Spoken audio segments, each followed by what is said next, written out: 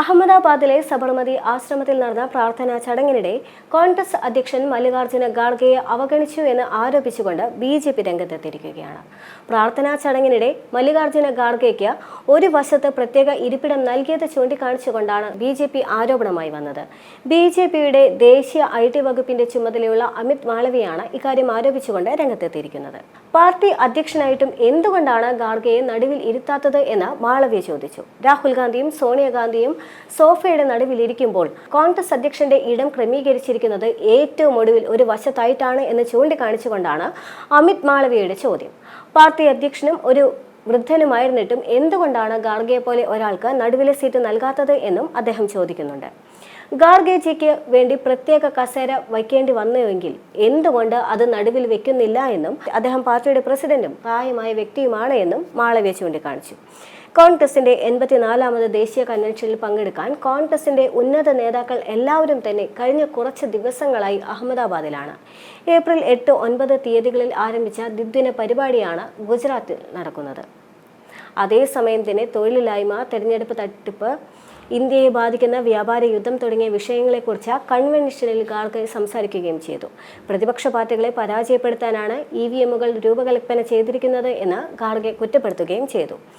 തെരഞ്ഞെടുപ്പിൽ തട്ടിപ്പ് നടക്കുന്നുണ്ട് എന്നും വികസിത രാജ്യങ്ങൾക്ക് ബാലറ്റ് പേപ്പറുകളിലേക്ക് മടങ്ങിയെന്നെല്ലാം തന്നെ അദ്ദേഹം ചൂണ്ടിക്കാണിക്കുകയും ചെയ്തു. അതേസമയം നമ്മൾ മാത്രമാണ് ഇപ്പോഴും EVMകൾ ഉപയോഗിക്കുന്നത് എന്നും ഖാർഗെ പറയുന്നുണ്ട്. ഇതെല്ലാം ഒരു തട്ടിപ്പാണെന്നും അവർ തെളിവ് ചോദിക്കുന്നുവെന്നും, പക്ഷേ ഇത് മുഴുവൻ സാങ്കേതികതയും പ്രതിപക്ഷത്തെ പരാജയപ്പെടുത്താൻ സൃഷ്ടിച്ചതാണ് എന്നും ഞാൻ ഉറപ്പിച്ചു പറയുന്നുവെന്നും അദ്ദേഹം കൂട്ടിച്ചേർത്തു.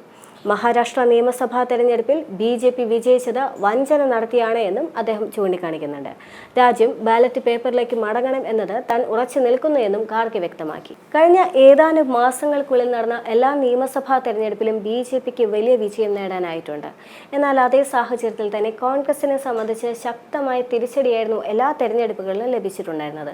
ഈ തെരഞ്ഞെടുപ്പുകളിലെല്ലാം തന്നെ പശ്ചാത്തലത്തിലാണ് EVM മെഷീന്റെ പരാജയമാണ് എന്ന് ചൂണ്ടിക്കാണിച്ചുകൊണ്ട് കോൺഗ്രസ് നേതാക്കൾ രംഗത്ത് വന്നിട്ടുണ്ടായിരുന്നത്. പ്രധാനമായും മല്ലികാർജ്ജുന ഖാർഗെയും രാഹുൽ ഗാന്ധിയുമായിരുന്നു EVMനെ പഴിച്ചുകൊണ്ട് രംഗത്ത് വന്നിരുന്നത്. എന്നാൽ അതേസമയം തന്നെ കോൺഗ്രസിന്റെ പരാജയത്തിന്റെ കാരണം EVM മെഷീനുകളെല്ലാം മറിച്ച് കോൺഗ്രസിന്റെ സംഘടനാ ദൗർബല്യമാണ് എന്ന് തന്നെയായിരുന്നു കോൺഗ്രസിന് അകത്തുനിന്ന് പോലും ഉയർന്നു വന്ന പ്രധാന വാദം. എന്നാൽ ഇപ്പോൾ നടന്ന ഈ സംഭവം ബന്ധപ്പെടുത്തി പരിശോധിക്കുകയാണെങ്കിൽ കോൺഗ്രസിനെ സംബന്ധിച്ച് കോൺഗ്രസ് ഇപ്പോഴും നെഹ്റു കുടുംബത്തിൽ അധിഷ്ഠിതമായിരിക്കണം എല്ലാ തീരുമാനങ്ങളും എന്ന കാർക്കശ ബുദ്ധിയോടുകൂടി പെരുമാറുന്നതാണ് പ്രധാനമായ പ്രശ്നമെന്ന് വെളിവാകുന്നു എന്നതാണ് BJP പോലും ഉന്നയിക്കുന്ന പ്രധാന വിമർശനം. അതിനുള്ള പ്രധാനപ്പെട്ട മറ്റൊരു ഉദാഹരണം കോൺഗ്രസിന്റെ ദേശീയ അധ്യക്ഷ സ്ഥാനത്തേക്കുള്ള തെരഞ്ഞെടുപ്പ് നടന്ന സാഹചര്യത്തിൽ എന്തുകൊണ്ട് ഖാർഗെയ്ക്ക് മുൻതൂക്കം ലഭിച്ചു എന്നത് തന്നെ അതിനുള്ള പ്രധാന ഉദാഹരണം തന്നെയാണ്. എപ്പോഴും അധ്യക്ഷൻ അത് നെഹ്റു കുടുംബവുമായി ഏറെ ബന്ധപ്പെട്ട് നിൽക്കുന്ന വ്യക്തി തന്നെ ആയിരിക്കണം എന്ന ഒരു നിർബന്ധ ബുദ്ധി അത് യഥാർത്ഥത്തിൽ സോണിയാഗാന്ധിക്കും രാഹുൽ ഗാന്ധിക്കും ഉണ്ടായിരുന്നു എന്നത് തന്നെയാണ് അതിനുള്ള പ്രധാന കാരണം. ശശി തരൂരിനെ എന്തുകൊണ്ട് കോൺഗ്രസ് നേതാക്കളെല്ലാം തന്നെ എതിർത്തിരുന്നു എന്നുള്ളതും ശശി തരൂർ എന്തുകൊണ്ട് നെഹ്റു കുടുംബത്തിൽ നിന്നോ അല്ലെങ്കിൽ ദേശീയ തലത്തിൽ അത്ര കണ്ട് സ്വീകാര്യത ലഭിച്ചില്ല എന്നതിനുള്ള ഉത്തരവും ഇതേ കാരണം തന്നെയാണ്.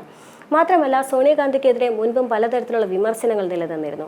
പലപ്പോഴും കോൺഗ്രസ് പ്രധാനമന്ത്രി കസാരയിൽ മറ്റ് ആര് ഇരുന്നു കഴിഞ്ഞാലും ഭരണം കൈയാളുന്നത് അഥവാ അതിൻ്റെ തേര് തെളിക്കുന്നതെല്ലാം സോണിയാഗാന്ധി തന്നെ ആയിരിക്കും എന്നുള്ള വിമർശനം അത് BJPയുടെ ഭാഗത്തു നിന്ന് മാത്രമല്ല പല പാർട്ടികളുടെ ഭാഗത്തു നിന്നാണെങ്കിലും സ്വന്തം പാർട്ടിയുടെ ഭാഗത്തു നിന്ന് പോലും നിലനിന്നിരുന്നു. ഇതേ രാഷ്ട്രീയ സാഹചര്യത്തിലേക്ക് തന്നെയാണ് ഇപ്പോൾ ഖാർഗെയെ സംബന്ധിച്ച ഈ വിവരങ്ങളും എത്തിച്ചേരുന്നത്. BJP ഇത്ര ശക്തമായ ആരോപണങ്ങൾ ഉന്നയിക്കുമ്പോൾ സ്വാഭാവികമായും AICCയുടെ അധ്യക്ഷൻ കോൺഗ്രസിന്റെ ദേശീയ അധ്യക്ഷനായ മല്ലികാർജ്ജുന ഖാർഗെ ഇരിക്കേണ്ട കസേര പോലും അദ്ദേഹത്തിന് നഷ്ടപ്പെടുന്നു എന്ന് പറയുമ്പോൾ സ്വാഭാവികമായും കോൺഗ്രസിൽ അദ്ദേഹത്തിന് യാതൊരു തരത്തിലുള്ള സ്ഥാനമോ ലഭിക്കുന്നില്ല എന്നത് തന്നെയാണ് കൃത്യമായി തന്നെ BJP പുറത്തു കൊണ്ടുവരുന്നത്. എന്നാൽ അതേസമയം തന്നെ ഭാരത് ജോഡോ യാത്രയ്ക്ക് ശേഷം രാഹുൽ ഗാന്ധി നേടിയെടുത്ത എല്ലാ പ്രതിച്ഛായയ്ക്കും കഴിഞ്ഞ ഏതാനും നിയമസഭാ തെരഞ്ഞെടുപ്പുകൾക്ക് ശേഷം അത് നഷ്ടപ്പെടുന്നു എന്ന് കാണാൻ സാധിക്കും. മാത്രമല്ല ഇന്ത്യ സഖ്യം എന്ന ഒരു പ്രധാന ആശയം ഉയർത്തിക്കൊണ്ടുവന്നതിന് ശേഷം നേരിട്ട വലിയ വെല്ലുവിളിയും തിരിച്ചടിയും കഴിഞ്ഞ നിയമസഭാ തെരഞ്ഞെടുപ്പുകളെല്ലാം തന്നെ ഉണ്ടായിരുന്നു. അതിനുശേഷമുള്ള കോൺഗ്രസിനുള്ള പ്രതിച്ഛായയ്ക്കും കോൺഗ്രസിനുള്ള സ്ഥാനങ്ങൾക്കുമെല്ലാം തന്നെ വലിയ തരത്തിലുള്ള മങ്ങലുകൾ സംഭവിച്ചിട്ടുണ്ട്.